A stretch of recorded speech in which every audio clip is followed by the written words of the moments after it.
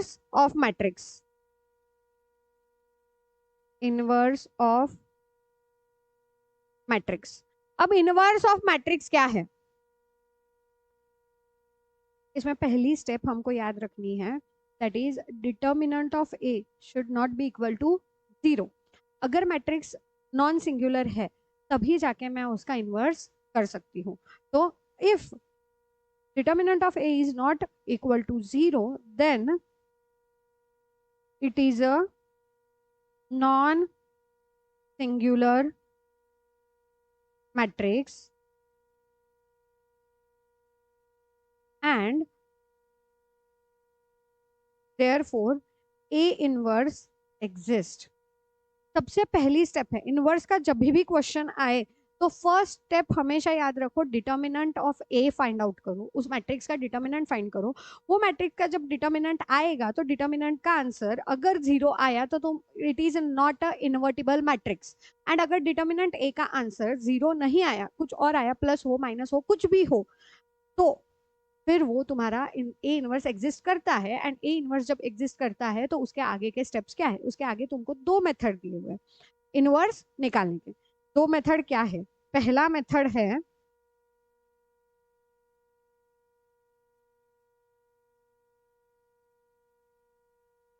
First is transformation method, elementary transformation, not transformation, elementary transformation method.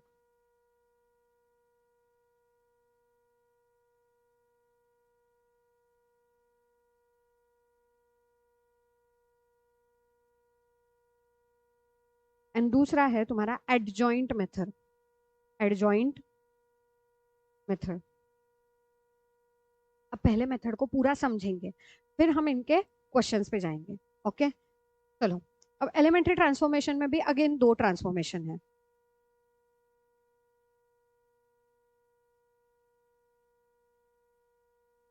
पहला है रो transformation,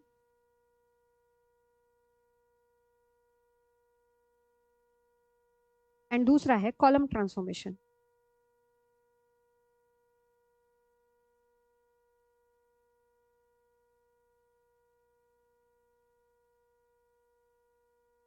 ठीक है।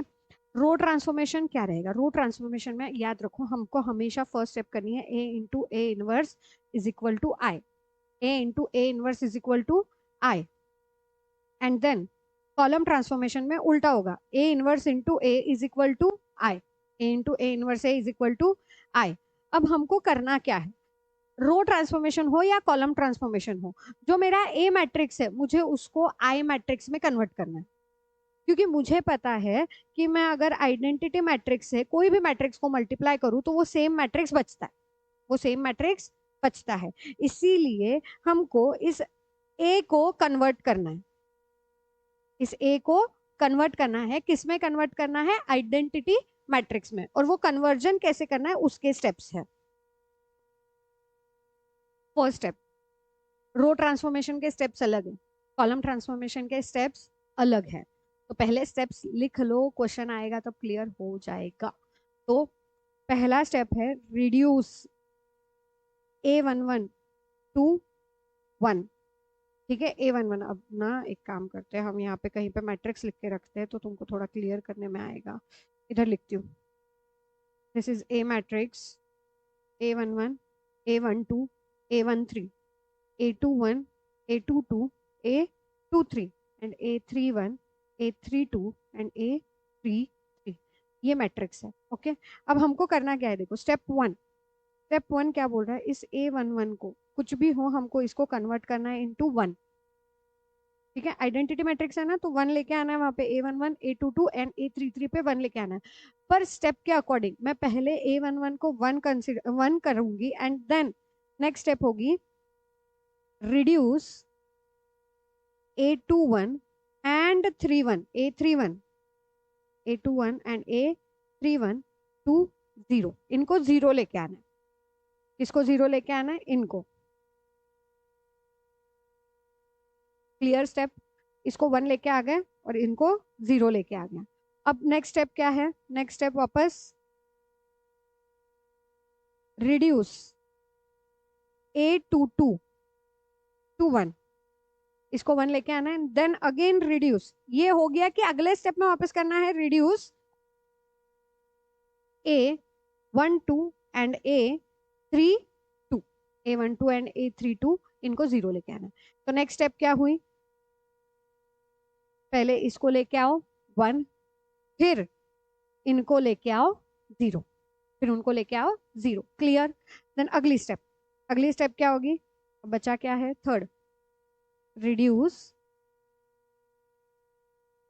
A33 to 1 and then reduce A13 and A23 to 0।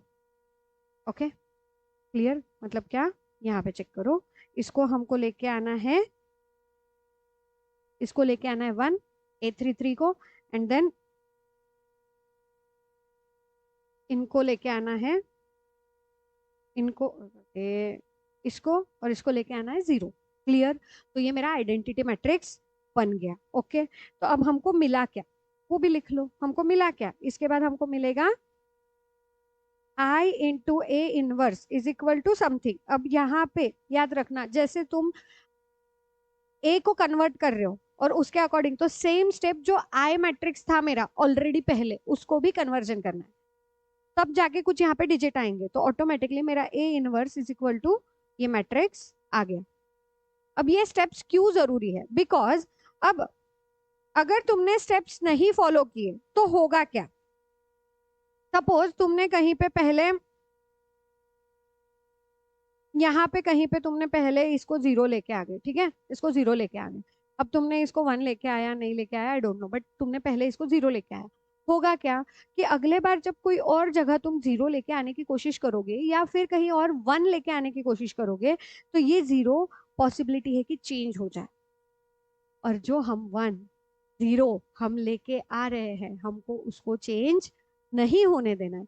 इसीलिए वो steps दिए हुए हैं कि इस तरीके से जाओगे तो ऑटोमेटिकली तुम्हारे आंसर आ जाएंगे। ठीक है। देन रो ट्रांसफॉर्म कॉलम ट्रांसफॉर्मेशन जल्दी नहीं आता है, क्वेश्चन में बहुत एग्जाम में बहुत रेयर क्वेश्चन आते हैं, but you should know the steps, क्योंकि रो ट्रांसफॉर्मेशन के स्टेप्स हमको पता है। एंड देन रीड करते वक्त अगर ध्यान रखो, ट्रांसफॉर्मेशन दिख गया, रो है या कॉलम है, चेक करके फिर स्टेप्स करने जाना। तो अगर कॉलम ट्रांसफॉर्मेशन आया तो स्टेप्स थोड़े से चेंज होने वाले। पहला स्टेप हमें जो A11 A22 A33 है, ये सेम रहेगा कि इनको 1 लेके आना है, बट उसके साथ जो जीरोस लेके आने वो जीरोस बदलेंगे। अब पहले क्या आएगा, reduce A11 to 1 and then reduce A12 and A13 to 0। Second step होगा reduce A22 to 1 and then reduce A21 and A23 to 0। Last step होगा reduce A33 to 1 and then again reduce A31 and A32 to 0। Clear. ये हमको steps follow करने हैं, और ये steps follow करने के बाद अब मुझे क्या मिलेगा, अब मुझे मिलेगा कुछ A inverse into I is equal to matrix. Therefore directly हम लिखेंगे A inverse is equal to जो भी मेरा आंसर आया है। Clear. Row transformation and column transformation step as it is follow करो, step as it is follow करो। तुम्हारा कहीं पे भी 0 का कन्वर्जन अगेन डिजिट में एंड 1 का कन्वर्जन कोई और डिजिट में नहीं होगा। अगर इन स्टेप से जाओगे तो कहीं पे भी प्रॉब्लम नहीं आएगी। अब एडजॉइंट मेथड क्या है, एडजॉइंट मेथड में फॉर्मूला है ए इनवर्स का, A inverse is equal to 1 upon determinant of A into adjoint of A. अब डिटर्मिनेंट ऑफ ए तो हमने वो फर्स्ट स्टेप में फाइंड कर लिया कि इन्वर्टिबल है या नहीं, तो डिटर्मिनेंट ए का आंसर तो मिल गया। अब एडजॉइंट ए क्या होता है, ठीक है, तो एडजॉइंट ए होता है कैपिटल ए आई जे का ट्रांसपोज। अब ये कैपिटल ए आई जे क्या है, capital A I J is a cofactor matrix, तो capital A I J is equal to cofactor matrix. तो इस को फैक्टर मैट्रिक्स को मैं ट्रांसपोज करूंगी तो मुझे एडजॉइंट ए मिलेगा। ठीक है, कोफैक्टर मैट्रिक्स को मैं ट्रांसपोज करूंगी तो मुझे एडजॉइंट ए मिलेगा। ये कोफैक्टर होता क्या है? Cofactor is -1 i plus J into M I J is a minor. ठीक है, अब समझ आया? मैं एक एक स्टेप पीछे पीछे लेके जा रही हूँ। हमने पहले माइनर सीखा है, फिर हमने कोफैक्टर सीखा है, फिर हमने एडजॉइंट सीखा है। पर हम करते वक्त भी स्टेप्स वैसे ही करेंगे, बट हमको मेन फॉर्मूला कौन सा याद रखना है? इनवर्स पूछा तो हमको ये फॉर्मूला जरूरी है, इसीलिए हम सबसे पहले उस फॉर्मूले से गए। तो 1/a determinant A into adjoint A.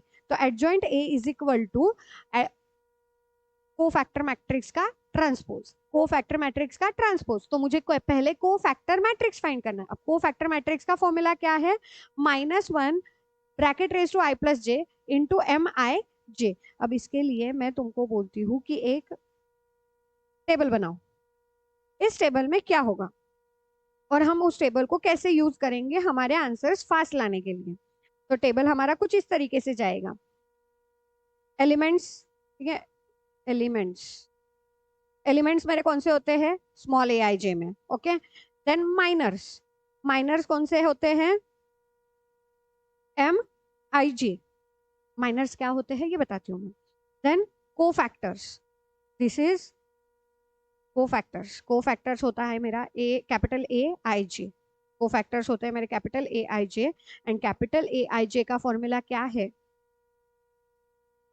-1 bracket raise to I plus J into M I J. Okay, अब अगर मेरा 2x2 का मैट्रिक्स है, तो A11 is my first element. तो A11 की क्रॉस में A11 छोड़ के, मतलब फर्स्ट रो फर्स्ट कॉलम छोड़ के जो एलिमेंट्स बचा है वो रहेगा मेरा माइनर। बट 3x3 में क्या होगा? 3x3 में क्या आएगा? 3x3 में ये पूरा इसका डिटर्मिनेंट फाइंड करना है। ठीक है, तो हम 3x3 के अकॉर्डिंग लिख के लेंगे और क्वेश्चन करेंगे तो बहुत आसानी से जाएगा, डरना मत। एम आई जे का फॉर्म A11 अगर लिया तो A11 के बाद बचा क्या? M11 निकालना है तो फॉर्मूला क्या आएगा? A22, A23, A32 and A33 इसका डिटर्मिनेंट। ओके, वैसे ही अगर नेक्स्ट करेंगे तो A12 इज इक्वल टू, इसका निकालना है तो M12 तो A12 का first row first column drop कर दो, नहीं first row second column drop कर दो और बचे हुए जो एलिमेंट है उसका डिटर्मिनेंट लो। तो बचे हुए एलिमेंट्स क्या आएंगे मेरे? A21, A23, A31 and A33 in elements का डिटर्मिनेंट्स लेना। तो यहाँ से हमको माइनर्स मिलेंगे। अब डिटर्मिनेंट्स निकालना कैसे हमने देख लिया। अब A11 क्या होगा? A11, A12, I और J क्या है पता है हमको। तो इफ I प्लस जे, मतलब ये 1 + 1 2 हो रहा है, तो मेरा सेम साइन होगा जो एम आई जे का था, same sign as M I जे। पर कब? If I plus J is even, if I plus J is even तो सेम साइन रहेगा। एंड इफ I प्लस जे, अब A12 में मेरा ऑड आ रहा है तो I plus J is a odd, तो हम साइन चेंज करेंगे किसका? Of M I G. This is a shortcut जहां पे मैं कोफैक्टर मैट्रिक्स फाइंड कर सकती हूँ। अब मैंने कोफैक्टर मैट्रिक्स फाइंड कर लिया तो इसके आगे क्या होगा? इसके आगे हमको क्या करना है? कोफैक्टर मैट्रिक्स को लिखना है। सारे एलिमेंट्स आ गए तो मैट्रिक्स लिखो, मैट्रिक्स को ट्रांसपोज करो, ट्रांसपोज करके क्या मिलेगा? एडजॉइंट ए मिलेगा। देन एडजॉइंट ए का इनवर्स ए निकालो। ठीक है, ये सबसे आसान तरीका है सॉल्व करने का, A inverse by adjoint method. Okay,